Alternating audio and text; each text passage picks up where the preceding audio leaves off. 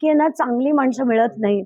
म्हणजे एक भ्रष्टाचारी मंत्री गेल्यानंतर परत दुसरा भ्रष्टाचारी मंत्री आणण्याची अशी काय गरज आहे यांना? धनंजय मुंडे अनेक वेळा तुम्ही लढा दिलेला आहे आणि आज ते मंत्री म्हणून शपथ घेते, काय तुमचं म्हणणं? मला तर खरंच वाटतंय की राजकारणात यांना काय नाईलाज आहे की यांना चांगली माणसं मिळत नाहीत. म्हणजे एक भ्रष्टाचारी मंत्री गेल्यानंतर परत दुसरा भ्रष्टाचारी मंत्री आणण्याची अशी काय गरज आहे यांना? मला खरंच कळत नाही.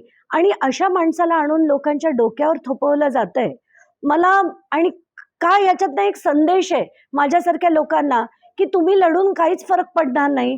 मी जसं सिंचन घोटाळ्याविरुद्ध लढले, भुजबळांविरुद्ध लढले, धनंजय मुंडे विरुद्ध लढले, खडसेंविरुद्ध लढले, म्हणजे याच्यातनं हे कदाचित आम्हाला संदेश देत असतील की तुम्ही लढून काहीच फरक पडणार नाही. तुम्ही लढा, तुम्हाला काय जे आम्हाला करायचंय ते आम्ही करत राहणार, हाच संदेश याच्यातनं येताना दिसतोय.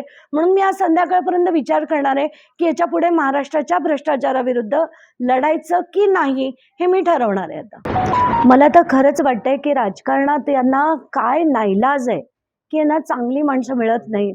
म्हणजे एक भ्रष्टाचारी मंत्री गेल्यानंतर परत दुसरा भ्रष्टाचारी मंत्री आणण्याची अशी काय गरज आहे यांना? मला खरंच कळत नाही. आणि अशा माणसाला आणून लोकांच्या डोक्यावर थोपवलं जातंय. मला आणि काय याच्यातनं एक संदेश आहे माझ्यासारख्या लोकांना की तुम्ही लढून काहीच फरक पडणार नाही. मी जसं सिंचन घोटाळ्याविरुद्ध लढले, भुजबळांविरुद्ध लढले, धनंजय मुंडे विरुद्ध लढले, खडसेंविरुद्ध लढले, म्हणजे याच्यातनं हे कदाचित आम्हाला संदेश देत असतील की तुम्ही लढून काहीच फरक पडणार नाही. तुम्ही लढा, तुम्हाला काय जे आम्हाला करायचंय ते आम्ही करत राहणार, हाच संदेश याच्यातनं येताना दिसतोय.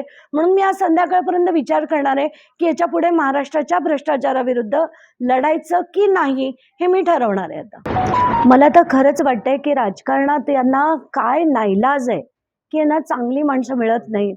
म्हणजे एक भ्रष्टाचारी मंत्री गेल्यानंतर परत दुसरा भ्रष्टाचारी मंत्री आणण्याची अशी काय गरज आहे यांना? मला खरंच कळत नाही. आणि अशा माणसाला आणून लोकांच्या डोक्यावर थोपवलं जातंय. मला आणि काय याच्यातनं एक संदेश आहे माझ्यासारख्या लोकांना की तुम्ही लढून काहीच फरक पडणार नाही. मी जसं सिंचन घोटाळ्याविरुद्ध लढले, भुजबळांविरुद्ध लढले, धनंजय मुंडे विरुद्ध लढले, खडसेंविरुद्ध लढले, म्हणजे याच्यातनं हे कदाचित आम्हाला संदेश देत असतील की तुम्ही लढून काहीच फरक पडणार नाही. तुम्ही लढा, तुम्हाला काय जे आम्हाला करायचंय ते आम्ही करत राहणार, हाच संदेश याच्यातनं येताना दिसतोय. म्हणून मी आज संध्याकाळपर्यंत विचार करणार आहे की याच्यापुढे महाराष्ट्राच्या भ्रष्टाचाराविरुद्ध लढायचं की नाही हे मी ठरवणार आहे आता.